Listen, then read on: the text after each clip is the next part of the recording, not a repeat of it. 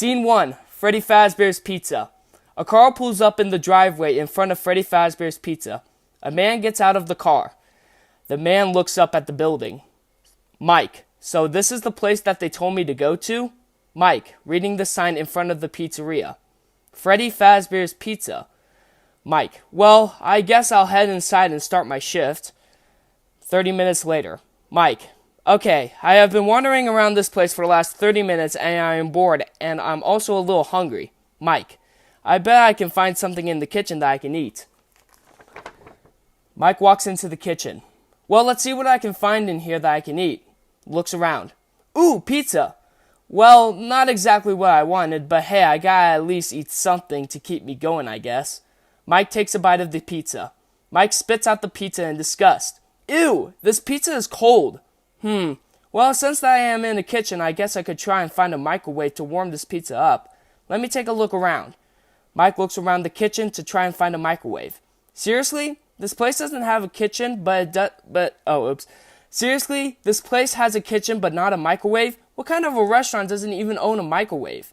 Well, I guess I have no other choice than to throw this pizza away because I'm not eating cold pizza for my dinner. Mike throws the pizza away. Well, there goes my dinner for tonight. Mike hears breathing and groaning behind his left shoulder. Mike slowly looks over his left shoulder. Chica is standing right behind him, eyes glowing white in anger. Ah! Mike startled. Chica is standing right in front of Mike, her white eyes staring at Mike in anger.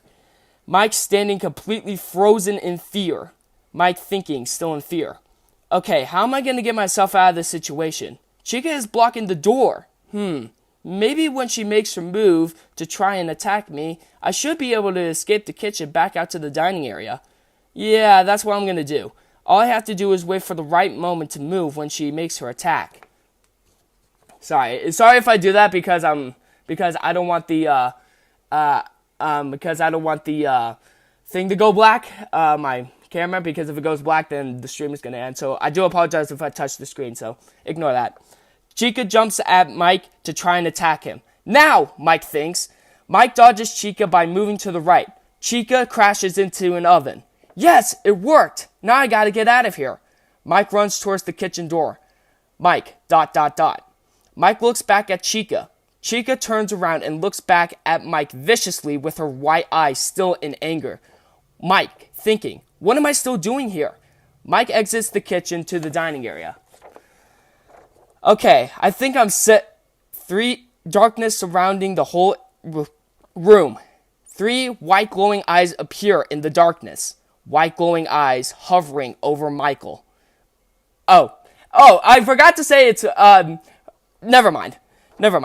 Okay, Mike, I was able to get myself out of this last problem, so that means I can get myself out of this one. Thing is, I have to deal with 3 animatronics trying to kill me. Maybe 4.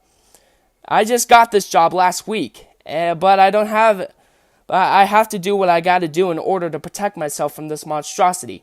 Mike kicks Chica in the back behind him. Chica falls on her back. Foxy lunges at him from the darkness towards Mike. Mike throws Foxy against the wall. Bonnie puts his hands around Mike's throat and pinning him against the wall. Mike thinking, trying to resist the strong choke of Bonnie. Gotta do something to get his hands off of me. Mike grabs Bonnie's face and rips Bonnie's face, showing his innards. There we go. Oh crap! Freddy screaming at Mike while running towards him. Mike grabs a chair from one of the party tables, and Mike hits Freddy with the chair, knocking him down. Let's see how you like this. Mike gets on Freddy and rips his left eye out of his socket. Mike panting. Mike walks over to Bonnie. Mike lands out a helping hand to Bonnie. Bonnie, in suspicion, reaches out his left hand, thinking that Mike is going to be a nice person, and lifts up Bonnie. Mike grabs onto it tightly. With Mike smirking, he says under his breath, "You stupid fool." Mike rips Bonnie's arm right off.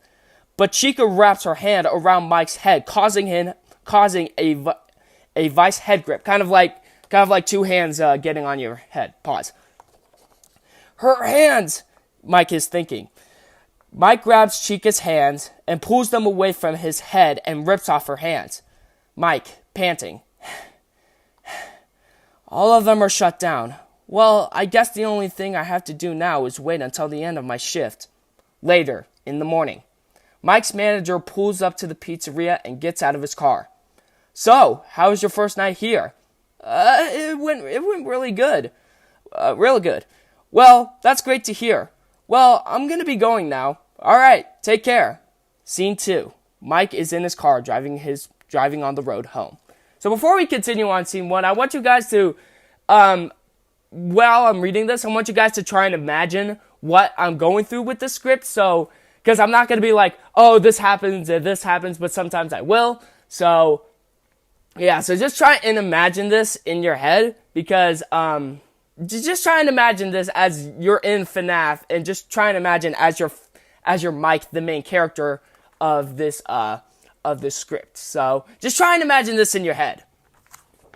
Scene 2. Mike's in his car driving on the road home. 5 minutes later, Mike driving home. Mike hears his phone ring. Huh? Who's calling? I better pull over and take this call. Hello? Hey, Mike, do you know what happened to the animatronics? Mike shocked. No, I do not know what happened to them. Liar! You destroyed my animatronics that I spent with my own money on, and now they are destroyed. Well, you have terrible animatronics. They literally tried to attack me during my shift. Well, have you ever heard of nighttime mode? What? These animatronics will go into a mode called nighttime mode. When it becomes dark outside, they wander around the pizzeria to make sure that there is no intruders inside the building. I did not know that. I'm sorry, Mike. I'm sorry I have to do this to you. But you're fired. His manager hangs up. What? Are you kidding me? I did that to protect myself from almost getting killed, and you fire me? God! Scene 3. Mike's home. 10 days later, Mike reading the newspaper on the couch. Mike. Huh, so that Freddy Fazbear's Pizza closed? Reading. Due to the animatronics having suspicious smell such as odor and blood and mucus coming from the suits. Stops reading. Well, that's not my fault. I just destroyed them out of self-defense. And it does not even say anything about what I did, so I guess I'm in the good. Mike. Well, I better get going to meet Jeremy. He said he wanted to talk to me about something important. Mike gets in his car and heads to Jeremy's house. Mike pulls up into the driveway of Jeremy's house. Jeremy answers the door. Jeremy. Hey, Mike. Mike. Hey, Jeremy. It's been a while since we've seen each other. Jeremy. Yeah, it's been a while. Here, come inside. I don't want you standing outside. Mike. Okay. Mike walks inside the house. Mike walks inside the house. Jeremy closes the door behind him. Mike and Jeremy walks over to Jeremy's couch in the living room. Mike, so what have you been doing for the last couple of months? Last time I talked to you, you were working at some place that I forgot about. Yeah, that place that I was working at when we last talked. Yeah, I got fired from that place, and now I'm looking for a new job for me to work at. So I don't lose the house and everything. So I thought it would be a good idea to get in contact with you so that we can look at any jobs that are hiring. Oh, by the way, I found this in today's newspaper. Jeremy hands Mike the newspaper. Mike reading the newspaper. Yeah, some pizza restaurant is in dire need of a security guard. Jeremy. Some pizza restaurant is in dire need of a security guard. So that's why I called you to get your approval on this job, to see if it was a pretty good job. It pays $100.50 a week, so I thought that was a pretty good job. I think the name of the place was Freddy Fazbear's Pizza or something like that. Mike. Dude. Jeremy. What? Mike. Well, the last time we talked, I was actually looking for a job myself, and I did find a job. It was a pizza restaurant called Freddy Fazbear's Pizza, and they were paying, I think, $120 a week. Jeremy, while nodding his head. Mike, tell us the whole backstory. Tell us the whole, Mike just tells the whole backstory of what happened, like 3 scenes ago, so I'm not going to read the whole backstory, because you guys know the backstory. Huh, Jeremy, interesting. Mike, so if I were you, I would not take that job, but if you want to take the job, then go right ahead. I'm not stopping you. Jeremy, okay. How's your family? How's Chris? Elizabeth? Oh, them. Can we please not talk about them? Please? Why? What happened? Nothing happened to them. I just don't want to talk to them. Okay, well, if you see them again, tell them I said hi. Okay. Well, I better get going. You sure? You don't want any breakfast? Mike, no, I'm all right. Jeremy, all right, suit yourself. Mike, again, just think about the job, okay? Jeremy, all right, will do. Mike, see you later, man. Jeremy, see ya. Mike closes the door behind him. Jeremy thinking to himself, I wonder why Mike did not want to talk about Chris and Elizabeth. Scene 4, Freddy Fazbear's Pizza, the FNAF 2 location. Jeremy walks in. I'm not going to lie, this place is not as bad as I thought it was going to be for a kid's pizza restaurant. Jeremy looks around the dining area. Well, I better start looking around for a place for an office so I can start my shift. Jeremy walks and looks for his office. Jeremy, here it is. The only downfall that I have about this office is that I don't like how it's in the middle of the hallway. That's probably the only problem I have with the placement of this office, but hey, it's something at least instead of nothing. Jeremy, well, it's almost 12 a.m., so I better get started with my shift. Cam 12, Kids Cove. Mangle activates. Mangle climbs her way to the wall, to the ceiling. Jeremy, everything seems to be in place, so I think I have a little bit to chill out. Mangle crawls her way to the office, still on the ceiling. Jeremy hears an unexpected sound, thinking that is an animatronic moving around. What was that sound? I better check my security cameras to see if any intruders are in the building, or something far more worse.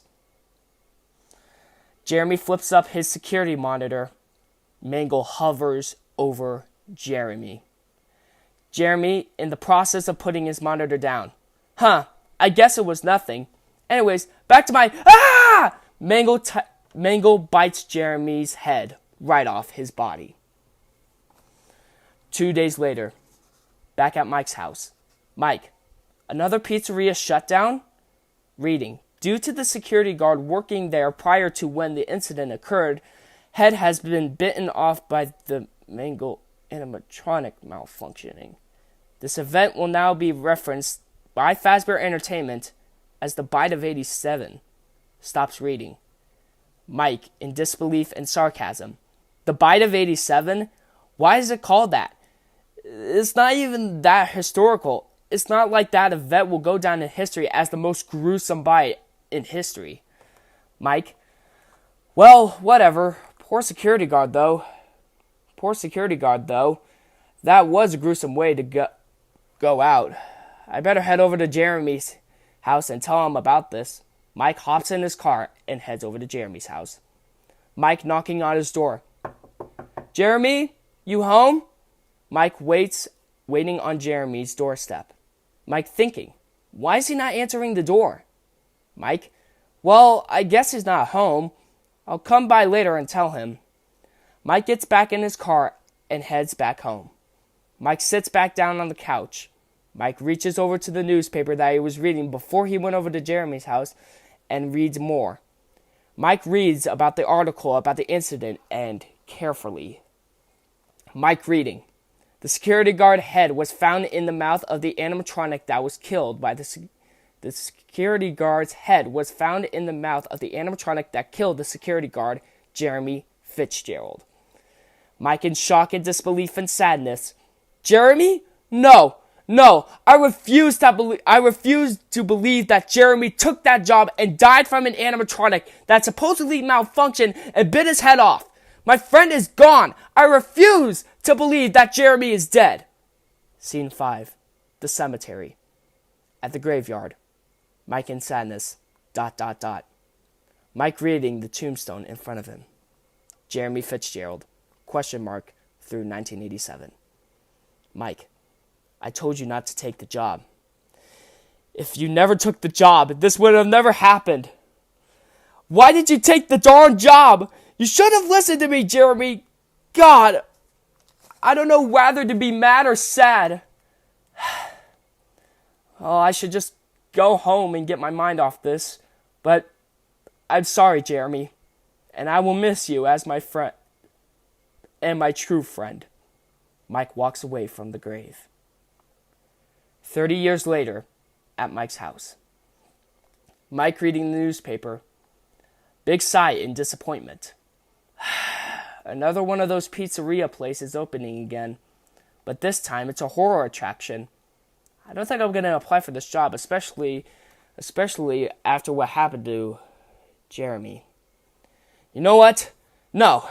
In respect for Jeremy, I'm going to go to that place and burn it to the ground. Ashes to ashes, dust to dust, nothing to nothing. This is all for honor of my friend Jeremy. Mike gets hired as a security guard to go to the horror attraction, Fazbear's Frights. Scene 6, Fazbear's Frights, the horror attraction. Mike walks inside of the pizzeria. Alright, let me go to the security office. It's time to end this. Mike walks to the office. Groaning. Michael. Huh? Who's there? Michael. Is someone hurt? Where are you so that I can help you? I'm in the secret room, hidden away from the public. Mike under his breath? Well, that really doesn't give me any good info. Tell you what, keep groaning loud and I will follow your voice until I find you. Mike follows the unknown voice, leading into a creepy secret room. Mike goes inside the secret room. Inside, there is a creepy, withered, green, animatronic rabbit sitting up against the wall. Blood is on the ground and in front of the animatronic rabbit. The rabbit is twitching and calling Michael's name. Still groaning in pain. Michael, come here. I need help. Mike, what happened to the animatronic? And where are you? I don't see you. Groaning in pain. Lift up the mask of the animatronic. Mike, okay. Mike lifts up the front of the mask of the animatronic head. Mike sees a face full of scars, cuts, and a lot of blood on the face. Whoa! Yes, Michael, please help me. Mike, okay, how do you want me to help? Wait, how do you know my name? Groaning in pain still. Yeah, son, do you not recognize me? Mike in suspicion. Who are you?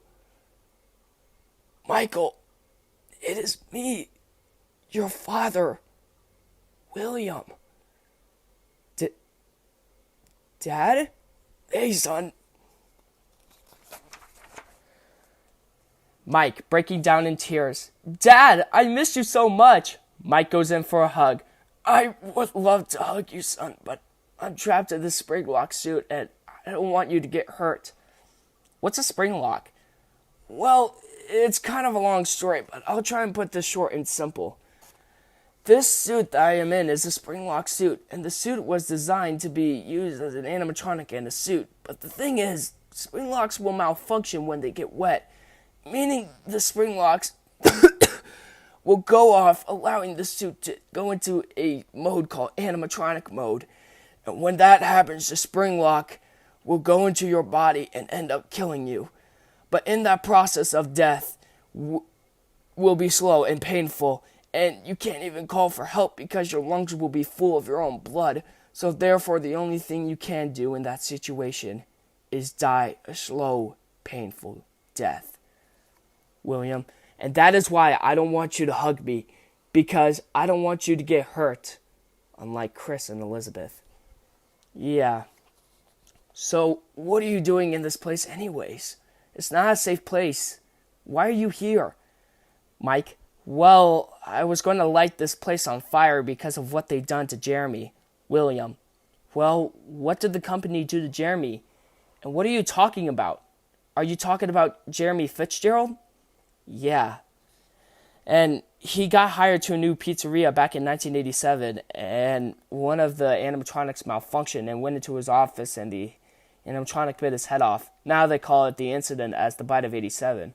Oh, well, I'm so sorry about your loss, Mike. Yeah, well, ever since that day, I wanted to get my revenge on them. And now is my chance by burning this place to the ground. Well, I'll let you do your thing. Okay, Dad. After that, me and you can leave this place together and hopefully get you to a hospital. Stay right here, Dad. It's time to end this. Okay. Mike walks over to the office and pours gasoline on the floor of the office. Mike lights his lighter and walks over to the doorway of the office. Time to end this once and for all. This one is for you, Jeremy. Michael throws down the lighter and the gasoline and lights and ignites the fire and heads back to the room where he found his father. The whole place engulfs in fire. Mike, come on, Dad. Let me help you up. No, I can't. Please, leave me to the fire. No, Dad, I'm not leaving without you. Michael, please, just leave me to the fire. Please. It is not worth you trying to get me up and take me with you. It would only hurt me and you. Please, leave me to burn with the fire. Mike crying, please, Dad, I don't want to leave you to burn with this fire. Michael, it's okay. The fire is spreading and you must leave me to burn with the fire. Now, go! Now, Michael! Okay, Dad. I love you so much. I will never forget all the times we've had together, even though your time here on Earth was short. Once more, I love you, Dad, so much. William smiles in happiness. Goodbye, Dad. Mike runs away from William to the exit of the horror attraction. As Mike exits the place blows up to smithereens as Mike sees the building on fire and destroyed. Mike gets in his car and heads home.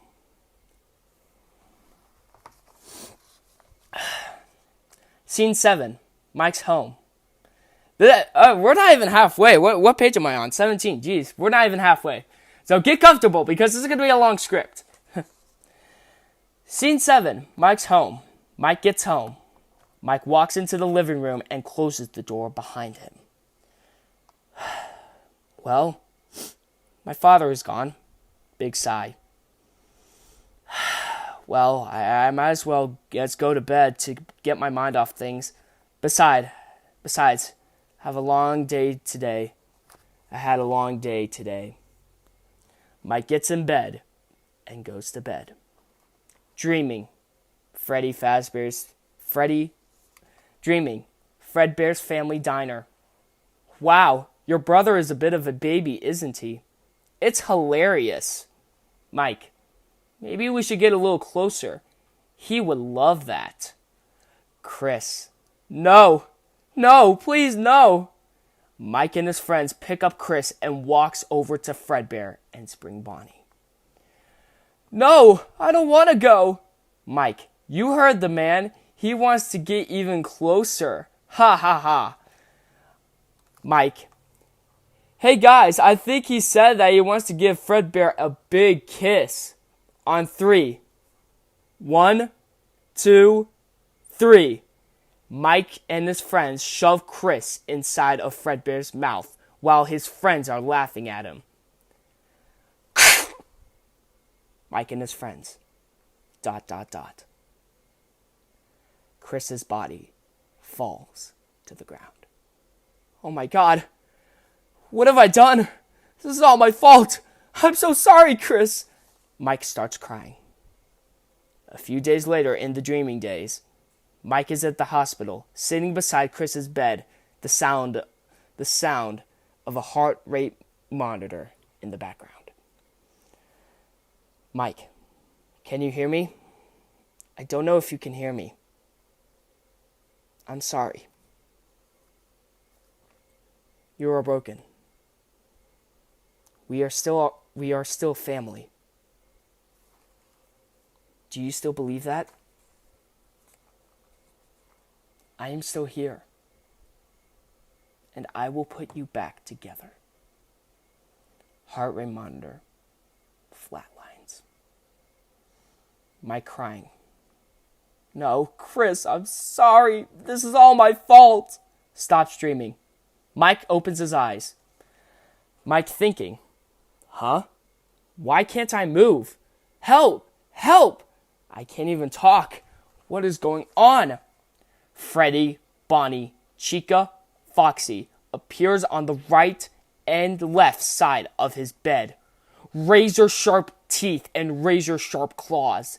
Bright red, yellow, blue, and brown eyes staring at Mike in his bed with their demonic, horrifying looks. They grab Mike with their big hands and claws. Mike thinking, wait, what? Put me down! Wait, where are you taking me? Help! Help! They take Mike over to Fredbear. No, not him! Not him! Please, someone help me! Mike looks at Fredbear with his bright, demonic, blood-curdling red eyes. And knife-like teeth, and teeth are along his stomach, his hands, and his sharpest claws of them all. They put Mike into Fredbear's mouth. No, not like this, not like this, not like this! Fredbear puts Mike into his mouth. Ah! Fredbear bites down on Mike's head. It feels like 1,000 knives are being stabbed into his skull as Mike feels like he was going to die, just like he did to his brother. That he has felt bad ever since that day. Breaks out of the sleep paralysis. Mike. Ah! What the heck was that? That has never happened to me before. Mike trying to explain what happened. It was like a dream, but it was like when it stopped dreaming, it was like still the dream. I don't know. What time is it? Mike's clock shows 4 a.m. 4 a.m. That can only mean that this occurrence had happened during the witching hour 3 a.m. That explains that, I guess. Mike remembering what William said, his father, to him before he died. Michael, I want you to go find your sister one day. Her life was taken by the circus baby animatronic. I want you to go down to the underground facility where I threw the animatronics when Circus Baby's Pizza World closed and shut down. There is where a secret elevator inside leads it down to the underground facility. Once you find her, come back to me. Mike sighs. This is it. I'm going to go find where my sister is and what happened to her. I need to find her. Scene 8. Mike in front of Circus Baby's Pizza World. Mike found Circus Baby's Pizza World abandoned, broken, and beat up. Wow, I'm surprised that this place is still up, especially after 30 years. Mike walks inside of the pizzeria. So I remember that my father said that there was a secret elevator that was leading down to the underground facility. Let me see if I can find it. Mike walks around for 15 minutes. After that, he finally finds the elevator behind the secret door near parts and service. Finally, I found it! I can't believe when I... Ah, dang it. Stupid camera. Ouch. Sorry. There you go. Finally, I found it! After so long... I can't believe it. I can't believe when I went into parts and service for the first time, it was right there. Anyways, enough of that. Let's do this. And sis, I'm coming for you.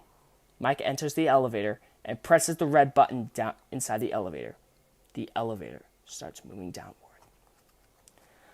Welcome to your first day of your exciting new career. Whether you're approached at a job fair, read our ad at Screw Bolts and Hairpins, or this is a result of a dare, we welcome you. I will be your personal guide to help you get started. I am a Model 5 of the Handyman's robotics unit and repair system, but you can call me Hand Unit. Your career promises challenge, intrigue, and endless janitorial opportunities. A yellow monitor with a glitchy keyboard and weird eyes, and at the top of the monitor flips up in the front of Mike. Mike notices his name at the top left of the monitor. Please enter your name, as seen above the keypad. This cannot be changed later, so please be careful. Mike types in his name, Mike. It seems you had some trouble with the keypad. I see what you're trying to type, and I will auto-correct it for you. Please, one moment. Welcome, Eggs Benedict. Mike, why Eggs Benedict? It could have literally chose anything else, and I got Eggs Benedict? Whatever. The elevator keeps going down until hitting the ground softly. You may now open the elevator using that bright, red, and obvious button. Let's get to work. Mike crawls into the vent shafts. Allow me to fill this somewhat frightening silence with some light-hearted banter. Due to the massive success and even more so of the unfortunate closing of Freddy Fazbear's Pizza, it was clear that the stage was set, no pun intended, for another contender in children's entertainment. Unlike most entertainment venues, our robotics entertainers are rented out for the private parties during the day, and it is your job to get the robots back in perfect working order before the following morning. Mike enters the primary control module. You are now in the primary control module. It is actually a crawl space between the two front showrooms. Now, let's get started with your daily tasks. View the window to your left. Mike looks over to his left, and there is a window with a control panel. With a blue button with a sunshine logo, and below it a red button with a lightning logo on it. This is the Ballora Gallery party room and dance studio, encouraging kids to stay fit and enjoy pizza. Let's turn on the light and see if Ballora is on her stage. Press the blue button on the elevated keypad to your left. Mike presses the blue button. It emits light from inside the room. Outside, but Ballora isn't to be seen anywhere. Mike, where is she? Uh-oh. It looks like Ballora doesn't feel like dancing. Let's give her some motivation. Press the red button now to administer a controlled shock. Maybe that will put the spring back in her step. What? Why would I do that? Is this person or whatever is talking to me trying to get me killed? Whatever. Mike presses the red button and shocks the animatronic and emits an electrical light from the outside. Oh God, what did I just do? What did I just do? Let's check the light again. Ballora is now on her stage. Mike, ... Excellent. Ballora is feeling like her old self again and will be ready to perform again tomorrow. Now view the window to your right. This is the Funtime Auditorium, where Funtime Foxy encourages kids to play and share. Try the light. Let's see what Funtime Foxy is up to. Mike, what if I don't want to? Why are you forcing me to do something that I don't even want to do? I never filled out an application that forced me to do these tasks, so why am I even doing this? Mike presses the blue button that makes a light come on in the room, and Funtime Foxy is nowhere to be seen. And of course, Funtime Foxy is not there. Looks like Funtime Foxy is taking the day off. Let's motivate Funtime Foxy with a controlled shock. Why? I don't want to. Why are you trying to get me killed? Mike shocks Funtime Foxy, turns on the light, and only for Funtime Foxy to remain missing. Let's try another controlled shock. Why? For Ballora, it only took one shock to activate her. I don't understand.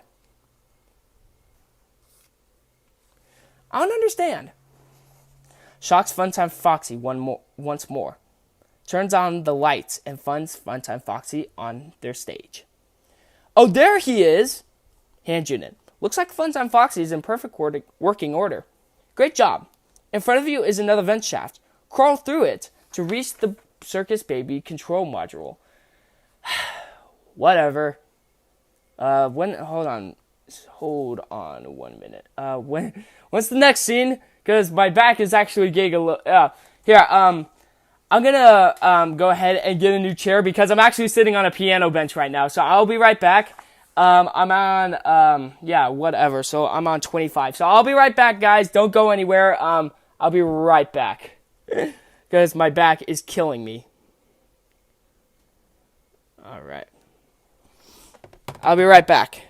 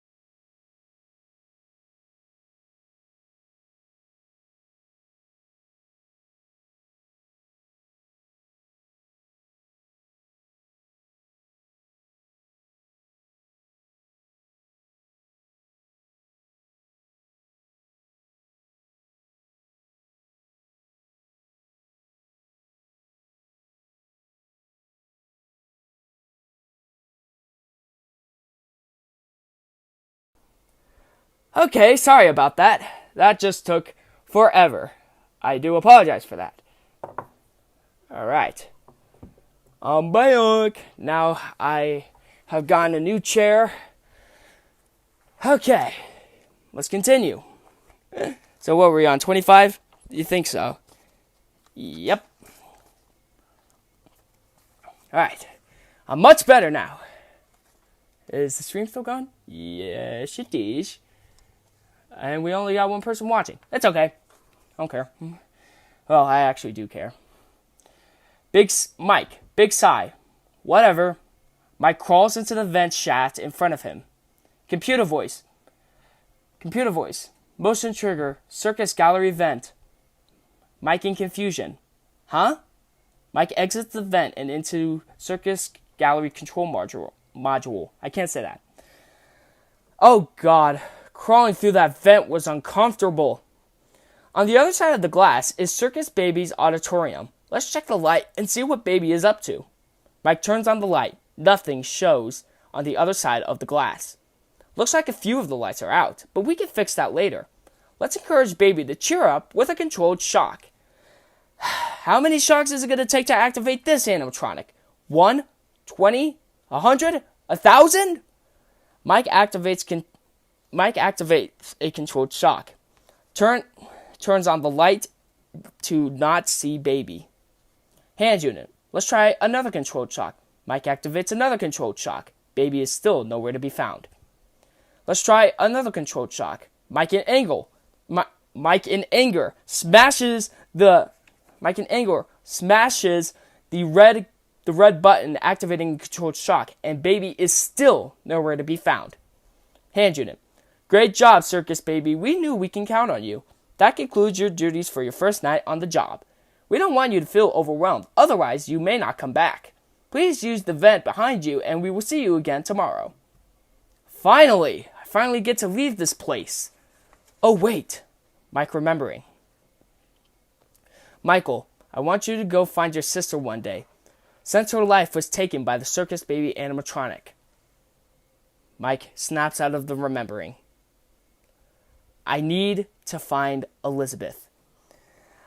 But Hand Unit said that Circus Baby animatronic is behind the glass. But how am I going to get behind it? Mike thinking to himself, Break it, idiot! Wow, I am an idiot. How did I not think about that before? Okay, Mike, you got this. Just break the glass. Sure, my arm will get cut from the glass, but I can do it.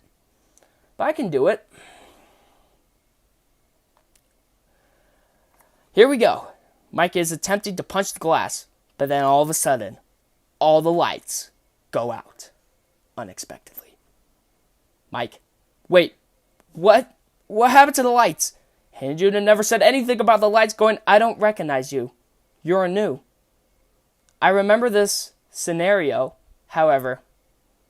It's a strange thing to want to do, to come here. I'm curious what events would lead a person to want to spend their nights in a place like this, willingly. Maybe curiosity, maybe ignorance. There is a space under the desk. Someone before you crafted it into a hiding place, and it worked for him. I'd recommend that you would hurry, though. You will be safe there. Just try not to make eye contact. It will be over soon. They will lose interest. Mike. Elizabeth! It's me, Michael! I've been sent by our father for me to come rescue you. Silence. Elizabeth? Where are you? Oh, excuse me. Do not mind that. Don't mind it. Silence. Elizabeth, where are you? I am only assuming Elizabeth is trapped inside of that baby animatronic, so I need to find where that animatronic is. The last thing that hand unit said is that she was behind the glass. Maybe I should go wandering around and see if I can find anything to break the glass. Hang on, Elizabeth. I'm coming. Mike crawls back into the vent, and he came from back to the control module. Mike crawls out of the control module. Man, it's getting a little hard to read, okay? But I can do it. We still got a long ways to go. So just sit down, enjoy. Yes. Okay, I only have two options of what room I can go through. Mike looks to his left. The Ballora Gallery. Mike looks to his right. Or the Funtime Auditorium. I don't know which one to choose. Darkness. Silence. Mike is crawling on the floor. Okay, I'm only assuming that I have to make it to the other side of this room. But I have to avoid one person. Ballora's music box plays. Mike continues to crawl to the other side of the room. Mike hears Ballora over to his right. Mike stands still in fear. Mike thinking to himself, don't you dare move, Mike. If I move a muscle, it'll be my funeral. Ballora's music box fades away into the distance. Mike thinking under his breath, thank God she is gone. Thank God she is gone. Sorry, lost my place. Thank God she is gone. Mike gets on his feet and runs to the door to the other side. Mike enters the room and slams the door behind him, panting in exhaustion. Oh, my goodness. That was horrifying. Mike realizes he is in a dark room with a spark of electricity is going off in the corner of the room. Mike sees in the center of a room a pair of bright red eyes looking him directly at him. The pair of red glowing eyes starts running towards Michael. Mike jumps out of the door with horror. Well, hello again! I need to get the heck out of here. Mike runs towards the vent to exit Ballora Gallery. Funtime Freddy. I see you over there in the dark. Come on out. Just a little closer, Mike says. Funtime Freddy grabs Mike's left leg and starts to drag him towards him. Funtime Freddy opens his chest cavity. Inside there are razor-sharp blades and knives and spears. No. Mike kicks Freddy in the face with his right leg. Funtime Freddy falls backwards onto the ground. I don't know if I said Funtime Freddy when I said Mike kicks Funtime Freddy in the face with his right leg. I don't know if I said Funtime Freddy, but I think I did. Funtime Freddy gets up and continues to chase him. Get me the heck out of here! Mike looks up to the ceiling. Ballora is crawling on all floors and is heading towards the vent to block Michael inside. Mike thinking to himself, okay, I need to think quickly. How am I going to get myself out of the vent before Ballora gets there and traps me in? I guess if I run faster than Ballora, I can get to the vent in time, but there is no guarantee that I will make it in time. But I have to try. Here goes nothing. Mike runs faster towards the vent. Mike makes it to the vent and jumps in for his life to the control module. Ballora jumps down from the ceiling and tries to land on Mike to stop his tracks. Mike slides inside the vent and into the control module, with Ballora landing on the ground and takes little damage to herself. Ha! I didn't think I could make it. I made it out alive. I didn't think I could.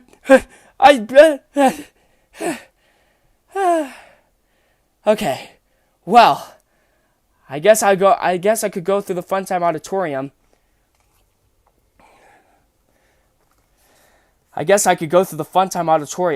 Maybe on the other side, is that where Baby is? If there is another side of the auditorium. I don't know. I'm just gonna wish for the best of hope and try not to die. Mike goes inside of the Funtime Auditorium. Okay, hopefully this will be a little bit more better than Ballora. Mike hears movement behind him. Mike looks behind him, and Funtime Foxy jumps at Mike, and him and Funtime Foxy falls down to the ground. Funtime Foxy raises his right arm, showing his claws.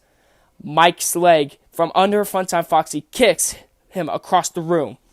Michael gets cut from Foxy's. Mike gets cut from Foxy's. I'm sorry, I lost my thing. Here, let me. Yeah, okay, so. Sorry, I lost my place. I do apologize. Yes, I do lose my place sometimes. I do apologize. Mike gets his leg from under Funtime Foxy and kicks him across the room. Mike gets cut from Funtime Foxy's claws. The cut is across his face and halfway on his chest. Ow! He just cut me! Ugh, whatever. Mike runs to the door on the other side of the auditorium. Mike enters the room that was on the other side of Funtime Auditorium, which is Parts and Service. Mike sighs in relief. Mike looks at his chest. Dang it! He cut my shirt. Well, that's just great. Now I'm going to be wandering around this place with a cut shirt. Whatever. Mike looks up. Mike sees Baby. Finally! I found her! Now I can set Elizabeth free, but how? Baby. Can you hear me? Mike. Yes, Elizabeth, it's me, Michael. I was sent by Dad to free you. Just tell me how I can get you out of this thing. Baby. The cameras are watching. I must be careful not to move. Something bad happened yesterday. Something bad always happened. I don't want it to happen again. There is something bad inside of me. Elizabeth, what are you talking about? I'm broken. I can't be fixed. I'm going to be taken to the scooping room. Mike, the scooping room? It is not going to fix what is wrong with me. What is bad is always left behind. Will you help me? Yes, Elizabeth, just tell me what I need to do, and I will do it. So, I see what Elizabeth is trying to do here, Mike is thinking. She wants me to take her to a room called, in confusion, the scooping room, and she wants me to scoop this baby animatronic, and what happens when that happens, she'll be free. Brilliant! I knew she was smart. I want you to save what is good, so that the rest can be destroyed and never be recovered. But you must be careful. Why? Why, Mike says. Baby, Ballora is in the room with us. Mike's eyes widen. Ballora will not return to her stage. Ballora will not return to her body. You must be careful and must remain calm. And you must listen to me. There is a button on my cheek. You must find it and press it. Okay, but which cheek? You never said which cheek it was. Well, my best bet is just to guess. Mike presses the button on her left cheek. A door opens on the left side of her face with a 9-digit keypad. Thank God. Michael in relief. Baby, there is a passcode that you must enter before you can retrieve me. Enter the code carefully. Michael. Okay. Baby. 9. Mike presses 9 on the keypad. 1. Mike presses 1 on the keypad. 5. Mike presses 5 on the keypad. 1. Or 5. 5 presses again. Mike presses 5 again on the keypad. 1. Mike presses 1 on the keypad. 2. Mike presses 2 on the keypad. 9. Mike presses 9 on the keypad again. 5. Mike presses 5 on the keypad again. 7. Mike presses 7 on the keypad. 5. Mike presses 5 on the keypad for the 15th time. Good. Ah! Thank goodness that's done. One more number and I wouldn't have messed up. Michael is in relief. A hatch shouldn't have opened. Mike looks over to Baby's left arm. Take the card that you find inside. Mike takes the card that he finds inside of the arm. Now you must turn back. I will guide you through Funtime Auditorium so that you can reach the scooping room. When you are there, I want you to destroy this body. Put the card into your handheld device and I can continue to speak to you. Mike, I don't have a handheld device. I only came in here with my phone and that's it. Well, I guess I could try and put it on my phone. Wait a minute. Mike sees a card. Mike sees that the card has a USB connector.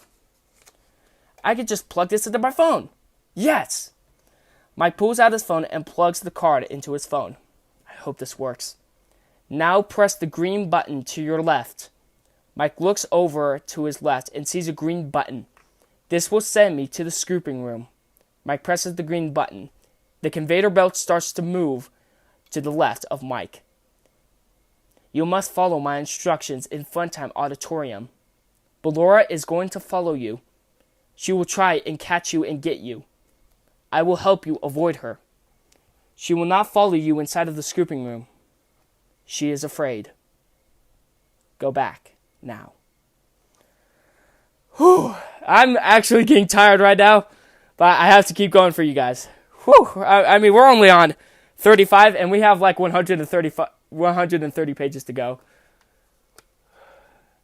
How is Mike getting it wrong? I don't know.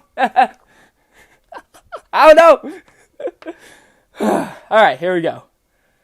My fan's on, and it literally feels like it's 100. It literally feels like it's like 90 degrees in my room. Anyways, enough with that. Mike turns back and exits parts and service. Baby, take a break. No. I'm still going. Go forward. Mike walks forward. Stop. Mike stops. Silence. Go forward and left. Mike under his breath. Forward and left? How am I supposed to do that? Mike goes forward and left and walks forward and left at the same time. Dang it, never mind. Keep going. Mike continues to walk forward and left. Stop. Mike stops. Be silent. Silence.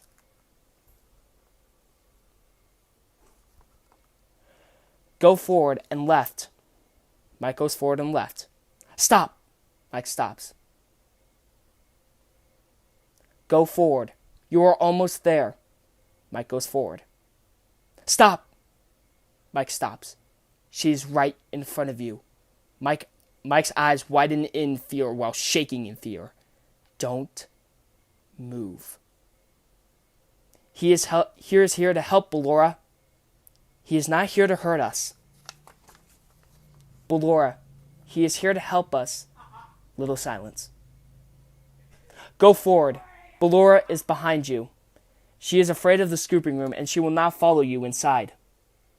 Mike goes forward and comes across a door and goes through it. Mike, thank God that was done. And who was she warning? You have entered a highly dangerous area. You have entered maintenance hatch 1B in reserved for cleaning and repair of the scooper. Entering this side of the room is strictly prohibited by unauthorized personnel. Static. Wait, Funtime Freddy, Ballora, Funtime Foxy? So, Ballora was in here the whole time? He sees Funtime Freddy, Ballora, and Funtime Foxy's parts laying on the ground in the scooping room. So who was Baby, or Elizabeth, talking to in the first place? You are now in the scooping room. Funtime Foxy was already been here today. Funtime Freddy has already been here today. Ballora has already been here today. Circus Baby has already been here today. I have been out before, but they have always put me back. Mike looks over to the right and see a messed up, tangled animatronic.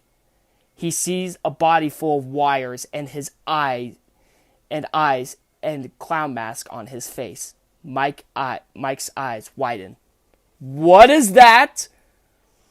They always put us back inside. Elizabeth or Baby, answer my question. Who is that? There is nowhere for us to go. There is nowhere for us to go when we look like this. Stop ignoring my question. Who is that behind the glass? But if we looked like you, then we could hide. If we looked like you, then we would have somewhere else to go. The scooper only hurts for a moment. Wait, what? A low beeping sound goes off 4 times. The scooper moves towards Mike and gets scooped and killed. All is shown is Mike on the ground. Gone. Unalive. Blood is on the ground. And his guts are exposed. And it is shown standing over Mike's dead body and lifeless body. Shortly after, he crawls inside of the hole the scooper made on Mike's body. Darkness. 10 days later, the animatronic that is controlling Mike's lifeless body is walking across the sidewalk. And he stops.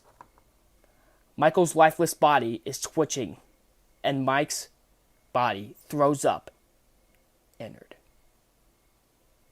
Michael's lifeless body is shown lifeless on the sidewalk.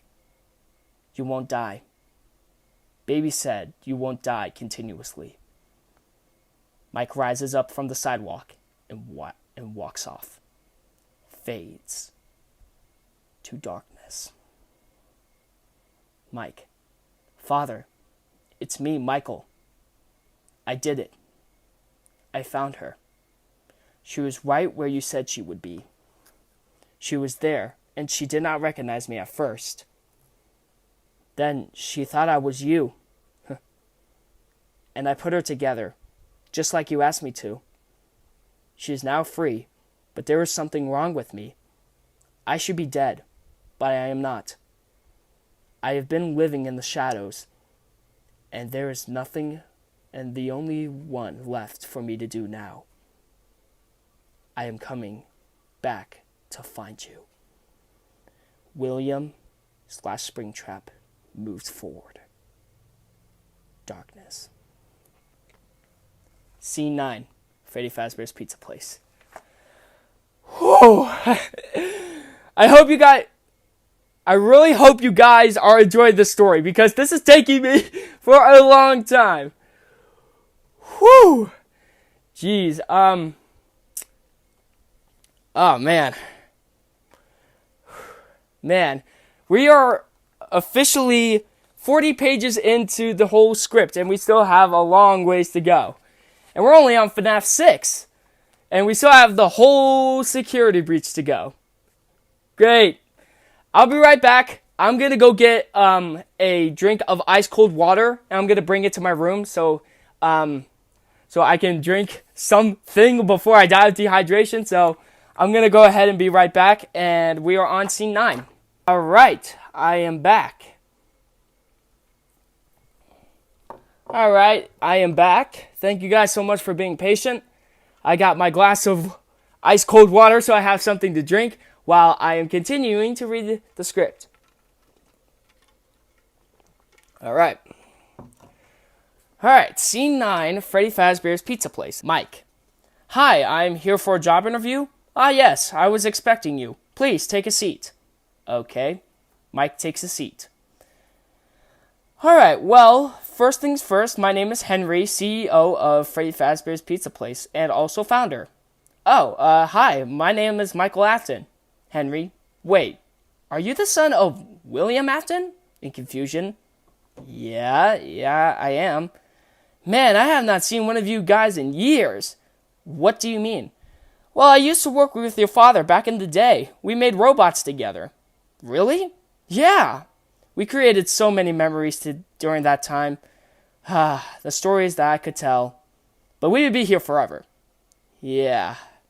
Anyways, back to the interview. So let's start off with the basic questions of what work experience do you have?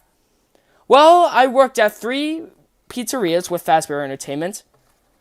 Okay, have you committed any crimes during that time with Fazbear Entertainment? Well, at the first location, or also known as my first job that I worked at, I destroyed the animatronics in self-defense because they were attacking me, so I guess that's destruction of property. And at the third location, which I think I was called Freddy Fazbear Frights, the horror attraction. Yep, that's what it was called, but continue. Right.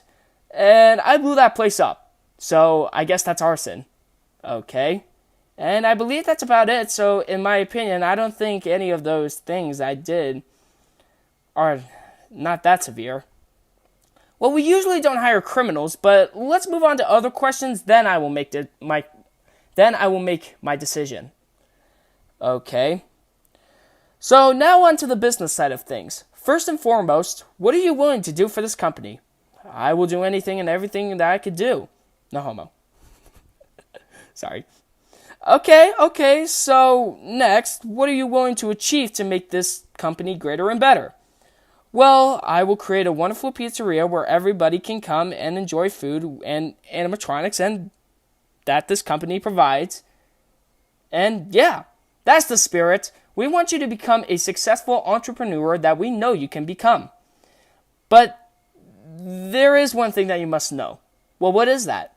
Since you are purchasing things from pizzeria companies, please keep in mind that there will be some things that have a high risk of something hiding inside of it, and we don't want that to happen to our company, and especially your pizzeria. So the real question is, are you willing to take that risk? Mike, ... Take your time and think about it for a minute. Mike thinking. Well, this is the only job that I have, so I guess that I am willing to take that chance and that risk. Yes, I am. Okay, well, I think that covers everything and crosses everything off the list, but how are we going to settle this crime situation? I don't know. Do you have any ideas? No, but I can't believe I'm doing this. But for now, I guess I'll let it slide. Really? Yeah, I mean, you look like a good person, and I feel you wouldn't do something like that, especially if you were raised by William Afton. Okay, well, thank you. And with that being said, you're hired. Mike and Henry shake hands. Thank you so much. Now, come with me. I want you to leave. Now, come with me. I want you to go into the little office that we have installed, and I want you to get ordering plates, silverware, flyers, and menus, and everything and whatnot. Okay? So come with me. Alright, sounds good. So this is the office. It's not the best, but it's something instead of nothing. Yeah, look at these drawings on the walls. Mike continues to look at the drawings on the wall. Henry has a lighter in his hands. It is weird what these kids draw nowadays, you know? Henry slams the door and throws the lighter on the floor. Henry? The room engulfs in fire. Mike falls down to the ground, dead, lifeless. Body is burned. Beep. Connection terminated. I'm sorry to interrupt you, Elizabeth, if you still even remember that name. But I'm afraid you've been misinformed. You are not here to receive a gift, nor you have been called here by the individual you assume, although you have been indeed called here. You all have been called here, into a labyrinth of sounds, smells, misdirection, and misfortune, a maze with no prize. You don't even realize that you are trapped. Your lust of blood has driven you in endless circles, chasing the cries of some unseen chamber, always seeming so near, yet somehow out of reach. But you will never find them. None of you will. This is where your story ends. And to you, my brave volunteer, who somehow found this job listing intended for you, there was a way out planned for you. I have a feeling that is not what you want. And I have a feeling that you are right where you want to be. I am remaining as well, and I am nearby. This place will not be remembered. The memory of everything that started this can finally be faded. This place will not be remembered. The memory of everything that started this can finally begin to fade away, as the agony of every tragedy should. And to you monsters trapped in the corridors, be still and give up your spirits. They do not belong to you. For most of you, I do believe there is peace and perhaps more waiting for you after the smoke clears. Although for one of you, the darkest pit of I don't know if I'm allowed to say it. The darkest pit of I don't know if I'm allowed to say it on YouTube. The down. Thank you. Anyways, I don't know if I'm allowed to say it, but here I'll try and face it for you guys. It literally, dang it. I'm trying to show you guys what the word is. Here, this will make it better. I can't say it on YouTube, so here, I know say it is fine. Okay. Well, I really hope I don't get demonetized for it if I don't, or age restricted, or whatever. Whatever, I'll say it. Okay. Although for one of you, the darkest pit of hell has opened to swallow you whole. So don't keep the devil waiting, old friend. My daughter, if you can still hear me, I knew you would return as well. It is in your nature to protect the innocent. I am sorry that on that day, the day that you were shut out and left to die, no one was there to lift you up into their arms the way you lifted others into yours. And then, what has become of you? I shouldn't have known you wouldn't have... I shouldn't have known you would not be content to disappear. Not my daughter. I cannot save you now. So let me save you then. This ends for all of us. End communication. Darkness. Whoa, man.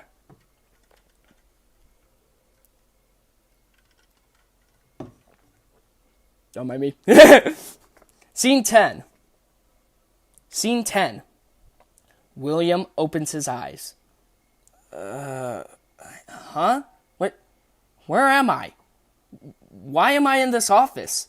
Or why am I in a office therefore? Hello there, William. Who's there? Show yourself. Do you not remember me? It's me. I'm the one you should not have killed. William's eyes widen as his face shows shock and disbelief. No, it can't be. Yes, it is, William. Where are we? And why is it so hot? Oh, that? Well, I guess you could say, welcome to hell. Hell? Why am I here? It should be pretty obvious. You don't remember what you did? Yes, I do remember what I did. Just answer my question. Why am I here? You're here because I want you to pay for what you did. So I have gathered every animatronic that you and your friend has created over the years, and they will torment you forever. No. No. Please, no. It's too late for sorries. My animatronics attack your creator. No! Darkness. Scene 11. Freddy Fazbear's Mega Pizzaplex. Alright, this is where we're getting into security breach. Yay! Oh, man. Just one more sip. Sorry. Don't mind me. Scene 11. Freddy Fazbear's Mega Pizzaplex. Get ready. This is going to take a while. Showtime already? I am experiencing a malfunction. The recharge cycle is not yet complete. Shh! Will you shut up? Who said that? I did. I'm down here. Glamrock Freddy looks down. Down where? I still do not see you. Okay, listen. You were sleeping, so I opened up the stomach hatch and I climbed inside. My stomach hatch? That place is reserved for oversized birthday cakes and piñatas. It is not a safe play area. The little kid that was inside of Freddy exits Freddy's stomach hatch. There you are. Freddy starts to scan the little kid with his eyes. Scanning complete. How odd. Your guest profile is unknown to me.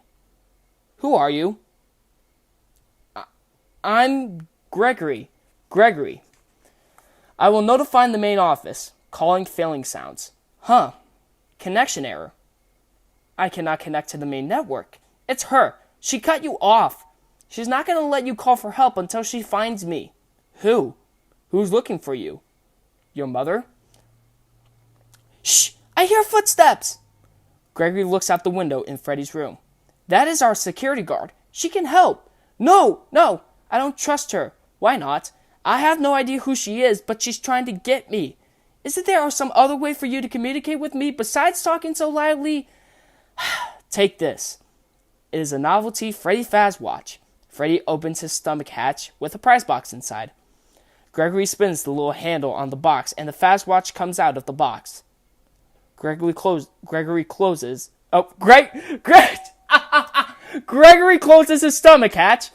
I guess he was right. I guess Gregory is an animatronic. Freddy closes his stomach hatch.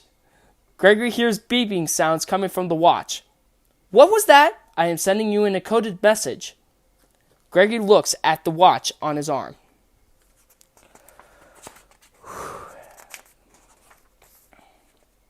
Hello, Gregory. It is me, Freddy. I will escort you to the main entrance. However, I'm unable to leave this room. You should have no problem. There is a button on the wall that will open the door to the back room. I will make it accessible to you now. Gregory walks over to the button near the door to the left of him and presses it. Well done, Gregory. There is an open air vent inside of the maintenance room. You will have to climb inside through the ventilation system and release me from the outside. It's pretty dark in there. There is nothing to be scared of. You can do it. How hard did Freddy slam his hatch? You can do it. Gregory finds boxes that are stacked up, leading to the air vent, and he climbs inside the vent. Sus. Gregory is crawling through the vent. Gregory goes up to a vent and sees Roxanne talking to herself. Roxanne Wolf. Excuse me. Your performance was perfect tonight. Thank you. Your hair is beautiful. Your tail is beautiful. Everyone was watching you. Everyone loves you. Everyone wants to be you. Sorry. I'm sorry if I'm laughing. Sorry. Thank you. I am the best. I am the best. No, you're not. Gregory keeps crawling through the vent. Gregory hears grunting and pounding in the distance. Gregory comes upon a vent. On the other side is Montgomery Gator. That's a hard word to say. Montgomery. I have a hard time saying that. Grunting and throwing stuff in anger. An object flies and pounds on the vent. Gregory jumps back, startled. Gregory gets up and keeps crawling through the vents. Gregory goes to Grandma Chica's vents, and Gregory sees her playing and jamming with her electric guitar. Gregory keeps crawling through the vent and falls onto the mattress outside. Ladies and gentlemen, thank you.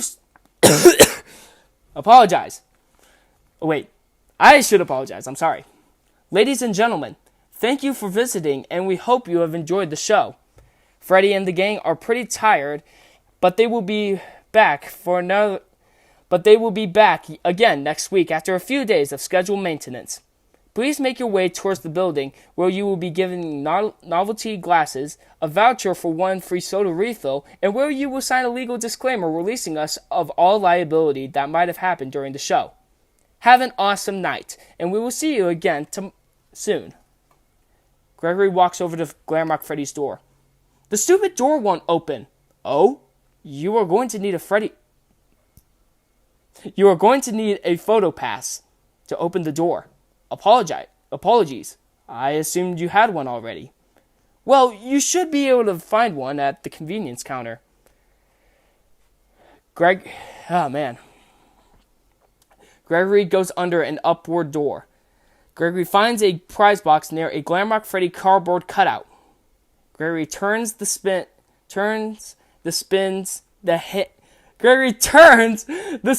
handle on the box, and out comes a Freddy pass. I cannot speak today. Oh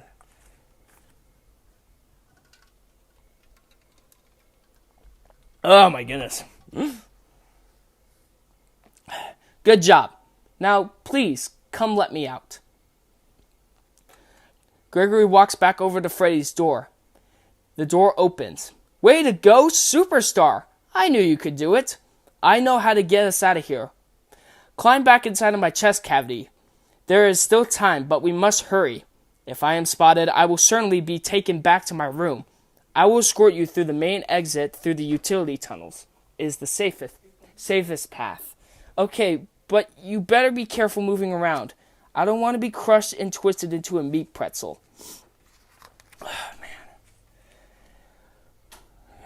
Gregory gets inside of Glamrock Freddy's chest cavity. Gregory and Freddy head to the 2 red doors, and above them is Glamrock Freddy's logo. Gregory and Freddy head down a downward spiral staircase. Hello, little boy! If you're down here, say something. She's down here! We have to go back! Do not worry, Gregory. Even if we are spotted, you are safe with me. She will never suspect we are traveling together. However, we should still try our best to avoid her. If I am sent back to my room, we will never get to the lobby before midnight. Gregory and Freddy get to the end of the staircase and go through an upward door. Freddy stops. I feel you are broken. Don't worry about it, I'm fine. No, I feel that something is wrong. I am taking you to the first aid station. There's no time! I'm fine! Freddy takes a right, and he is standing by a little room that is full of junk and a first aid station. Gregory hears footsteps once more. Gregory gets inside the first aid station and hides. Vanessa appears from the left of the first aid station. Freddy, you're supposed to be on lockdown. Officer Vanessa, I do not know how I got here. Well, you totally blew it, you know. Tonight, you know. Your system crashed and you ruined the show. Now, Parts and Services have you on reduced power. They said it was a safety precaution. Just one more thing to deal with. I apologize. Okay, look. We're like 15 minutes from closing and some kid is sneaking around backstage. If you see anything, notify me immediately. I already alerted the others. Now, go back to your room. Vanessa walks back the way she came. Gregory comes out of hiding. I told you she was after me. I said nothing. I will keep you safe. Let us go.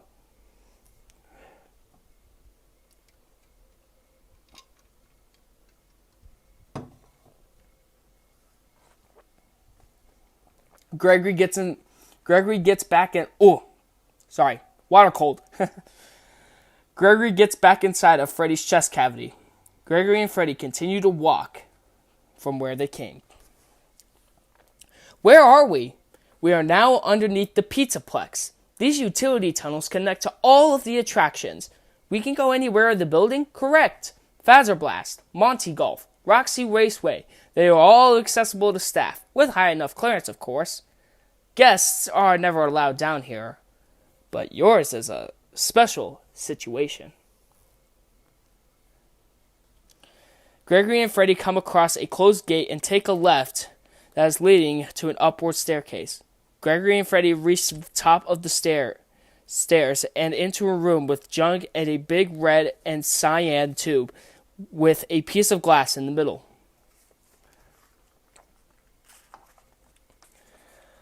Whew. I am terribly sorry. The recharge cycle had not even complete when you found me. You must continue on without me. I will guide you on your fast watch in case you get in trouble. I don't know if I can do this alone. Freddy runs and enters the recharge station. Whew. Gregory finds two big red doors and goes through them. Gregory is in a hallway with a cart full of paint buckets on top of them, but they are blocking the path that he is supposed to be going. Gregory finds a door over to his left and enters the bathroom. It's Chica! Maybe I could distract her with something. Gregory goes back outside and goes over to the cart and knocks over the paint buckets. Chica makes a noise. Gregory goes back into the bathroom and Chica goes outside. Gregory goes to the other side of the bathroom and goes to the other door. I know. Just you wait until the ending of Security Breach. I promise you guys, you will love the ending of this script. Just wait. It is awesome. I think I did a good job on the ending. Just wait until the ending. Lost my place. Sorry. Gregory goes back into the bathroom and Chica goes outside. Gregory goes to the other side of the bathroom and goes out the door. Gregory is right beside Chica, crouching away from Chica and into a red door. Gregory goes through the red door that leads into the storage room. Gregory goes through a big shelf that's blocking him from the door on the other side. Gregory exits the storage room. Gregory comes across another hallway, and at the end of the steam room is a steam room that is leading right to next of the hallway. Gregory looks over to his left to find a gate with steam coming out of it and with a Montgomery logo with a big circle with a line through it. Gregory turns around and starts to walk to the end of the steam room. There you are! Monty breaks open the doors and starts grunting noises. So you know how Monty is. Monty chases Gregory down the hallway of the steam room. Gregory takes a left while Monty is still chasing him and leads to two big doors. Roxanne's shaking on the gate trying to get Gregory. Are you lost? Gregory goes through the two big doors and starts heading to the stairs to the right of him. Boxes knock over behind Gregory and Chica is behind them. Lost boy over here. Gregory is running up the stairs while Monty, Chica, and Roxanne are chasing him. Gregory takes a left and sees a security badge logo on the wall. He runs inside of the hallway and enters the security office. The right door shuts behind him. Well done, Gregory. You found a security office. You should be quite safe here. The two doors are designed to keep our highly trained security staff safe here, in event of an emergency. Well, as long as the doors stay closed, which they will, as long as there is ample power. Freddy, the power is only at 15% and they're pounding on the door. How am I going to get out of here? Do not panic. You should see an interface on the security desk. Hold on while I make it accessible to you. There. You can now activate security protocols. Gregory presses the button on the front of the desk. Your fast watch is now connected to the security cameras. Check the map on the fast watch. Gregory looks at his fast watch on his left arm. The fast watch shows a mini map layout of where Gregory is, and there are blue boxes around the map layout of the office that Gregory is in. Those boxes on your mini-map are nearby security cameras. When movement is detected, the camera's motion sensors should see red alert icons. Switch between the cameras and find a safe path out of the office and to the main lobby.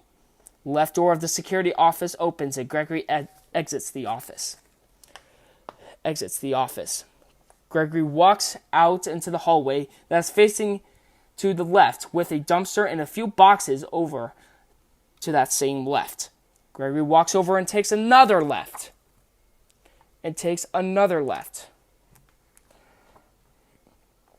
Gregory is then led up to a door opening on the wall that has two arrows, left and right, painted in red. Gregory goes right. Gregory takes a peek around the corner that the wall was pointing right and sees Chica eating garbage off the ground. Chica then turns and takes a left and goes to another corner to eat more garbage. Sus. Gregory moves forward and takes a little left to find two big red doors. Gregory goes through those doors, and Gregory enters the main lobby. Freddy Fazbear's Mega Pizzaplex is now closed. Initiating nighttime protocols. Gregory runs towards the doors, but they are closing with the roll-up doors going downward. No! I'm still here!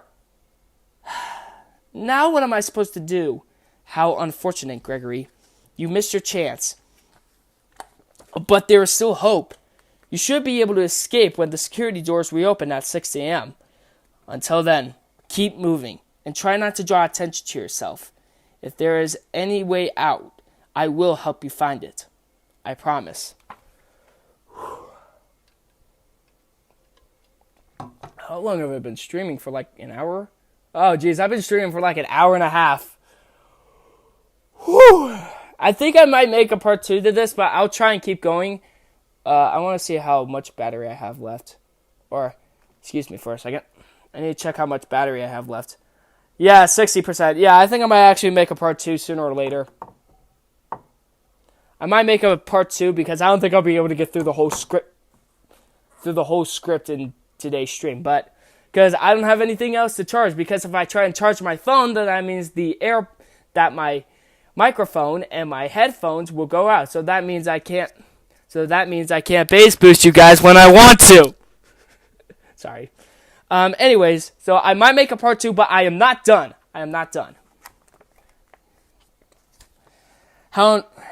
Gregory stops from looking at the entrance doors that are now shut, and looks over to his left to find a cardboard cutout in the distance.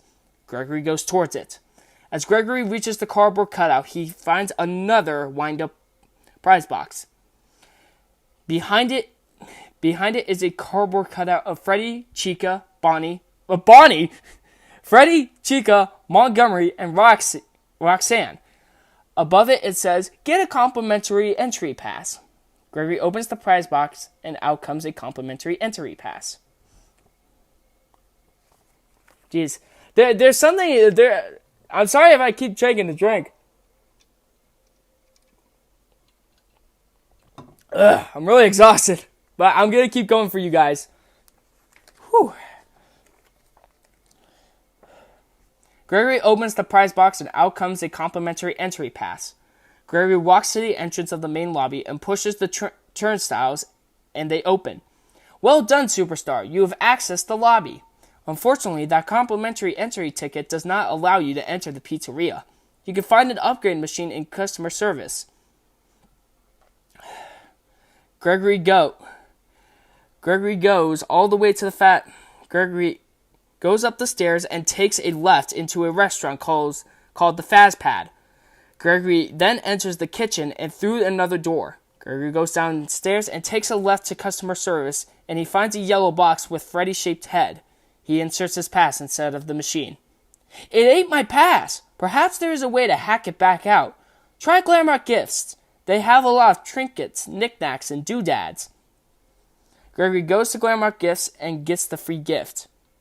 Freddy, I found a free gift. It's a crappy Mr. Hippo fridge magnet? Lame. I am sorry, Gregory. Truly, I am sorry.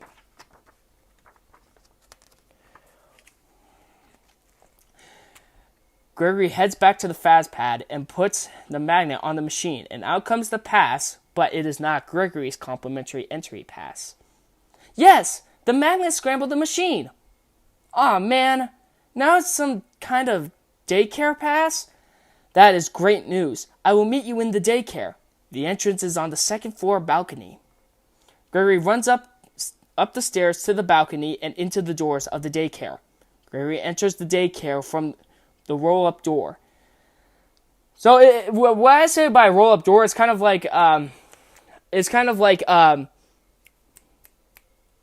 know how to describe it, but it's kind of like I'm pretty sure most of you guys have been to a storage unit, and they use the doors where it just basically goes up, and it's basically rolling up. So I decided to put it in the script as a roll-up door. I think they're called shutters. I'm not sure.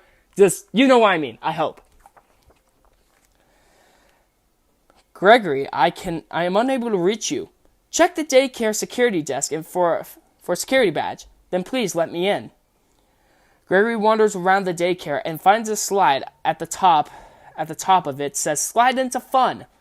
Gregory goes down the slide and into a large ball pit. Gregory walks forward in the ball pit and he looks up. A sun animatronic comes from the stage in the form of a castle on the wall.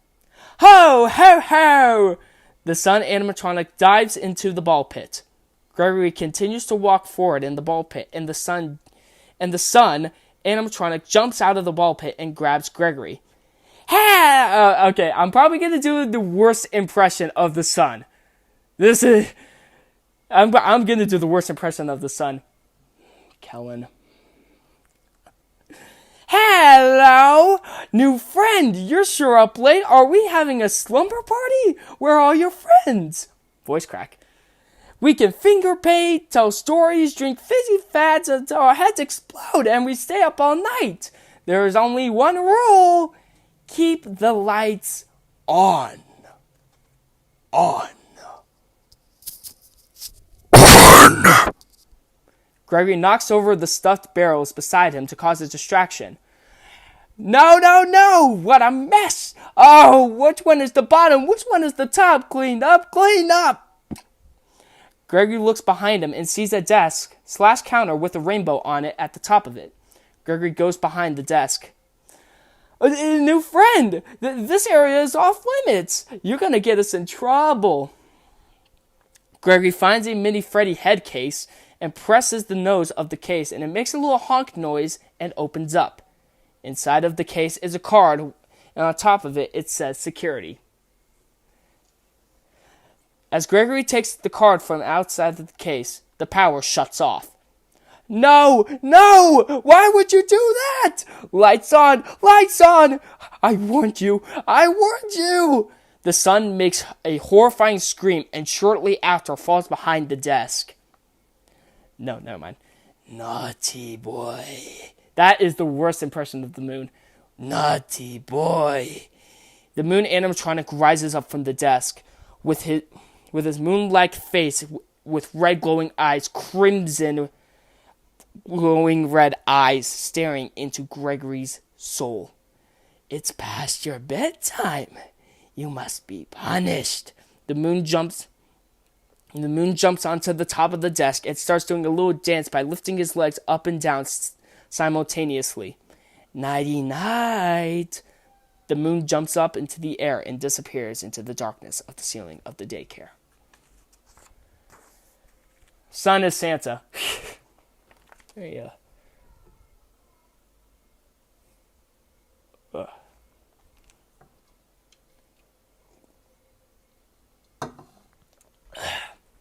Gregory, I don't know what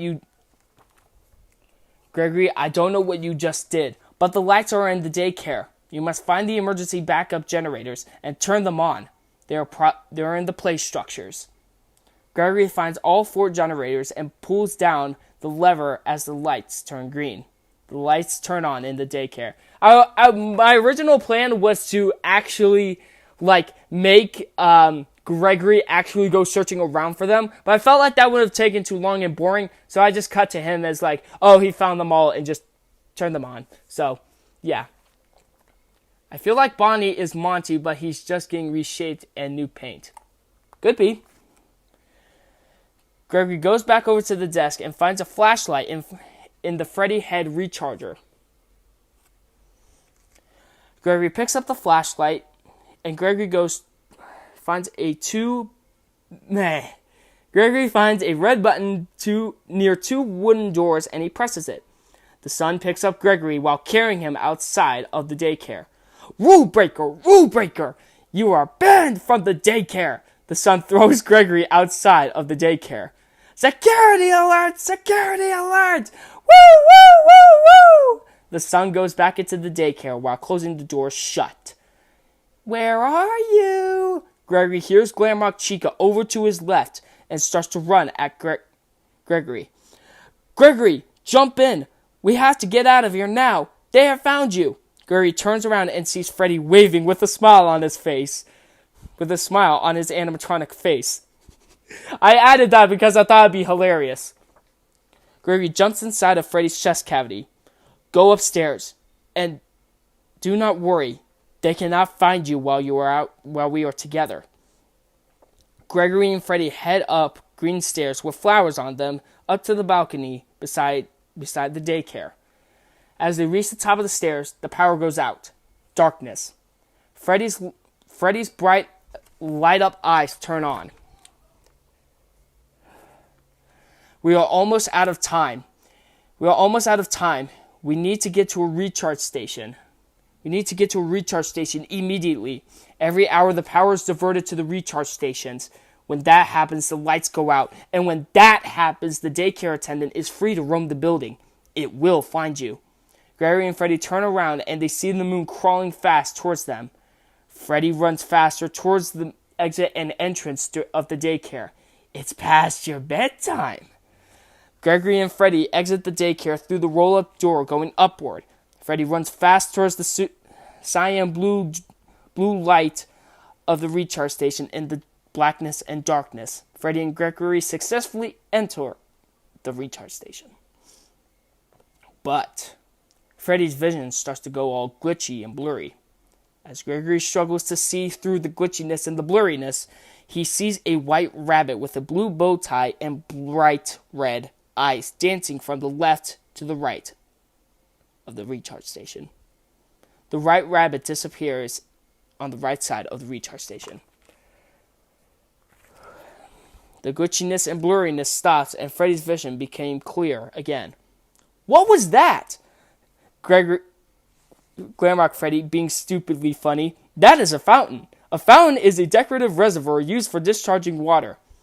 Not the fountain. You didn't see the dancing rabbit lady in front of us? No, I did not. There is no rabbit at the Pizzaplex. Not anymore. This is crazy. I feel as if the whole place is trying to get me. I am not. Why? I don't know. I want to help you. Maybe they want to help you too. I doubt it. For some reason, you're different.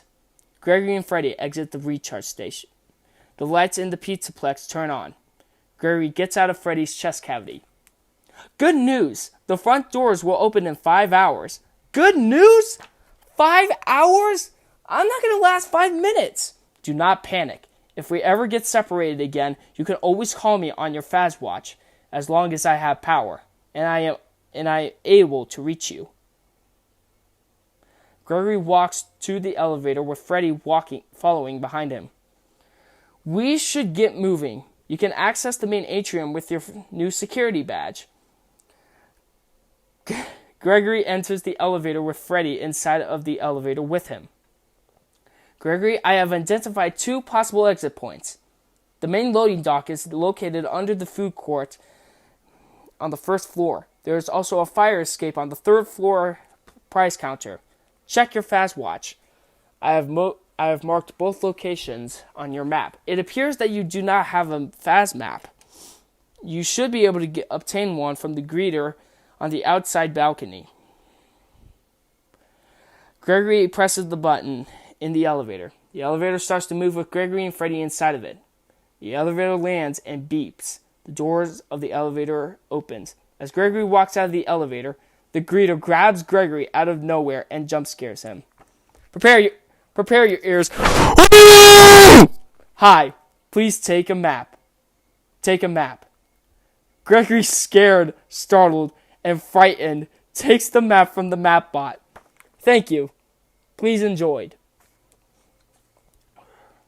Please enjoy. Gregory goes down to the bottom floor and goes near the...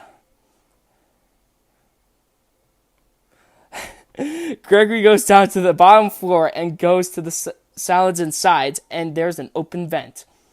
Gregory goes halfway into the vent. I must warn you, when you enter an area where you do not have a locator signal, I am unable to reach your location. You can update your minimap at a security office, but please be safe. Gregory goes fully into the vent and starts crawling away from Glamrock Freddy. As Gregory is crawling through the vents, he hears a jingle. The jingle sounds similar like he has heard in Glamrock Gifts, another place he is unaware of. Gregory ignores it and moves on in the vents. As Gregory comes to a left turn, he hears something land behind him. He turns around and finds a tiny music man. It is dirty and slightly broken. The tiny music man starts chasing Gregory behind him. Gregory, scared, he crawls fast as he can in fear. Gregory, scared, he crawls as fast as he can in fear and pure terror as the killer tiny music box is about to end his life. Is about to end him if he did not escape them as soon as possible. He comes to a stop and finds a pathway still in the vent that is leading downward. The music man is still chasing him behind him, and the only way to go down is sliding the vent. Gregory starts to slide on the metal of the vent, sliding down on the rusty hard metal. He can feel the metal from the vent scraping and cutting his knee. Gregory finally lands on the ground in the small room with 2 random tanks to the left and the right. Oh my goodness.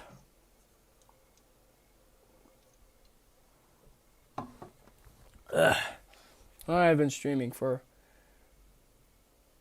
Jeez, I've been almost streaming for 2 hours. 2 hours, let's go. Woo! Gregory then walks forward into another small room and he takes a left around the corner. He then sees a metal security door and as he approaches the door, it slides up. The door slid up, and as the door slid up, he has now entered a control-like room. It is broken up and everything is completely destroyed. Wires are shown everywhere in the room.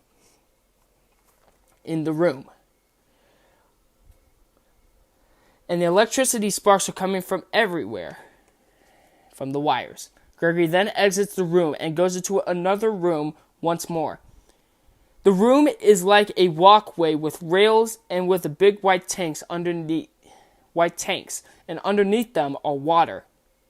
Gregory then sees on the other side of where he is standing Glamrock Chica.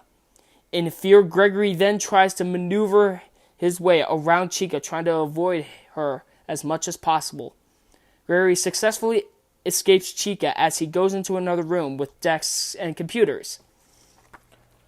Man.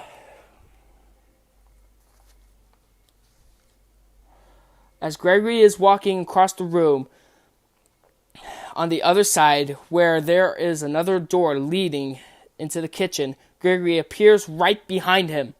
In fear, terror, and horror, he gets up and is running as fast as he could ever run in his whole life. Gregory then enters the catwalks of the kitchen as he is escaping from the jaws of death. Glamrock Chica enters and chases Glamrock Chica continues to chase Gregory on the catwalks of the kitchen.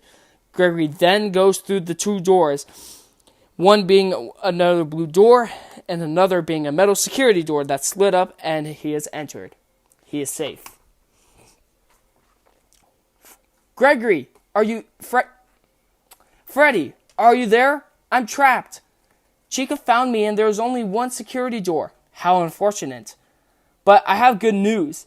It looks like you can access the Fazbear online pizza delivery service through that console. What? How is that supposed to help? Chica loves pizza. Oh, man. I've been streaming for, sorry if I keep looking away, for probably about 2 hours. I might end it soon. I'll probably, we still have a while to go.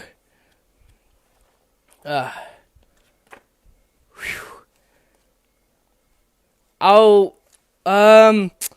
end the stream probably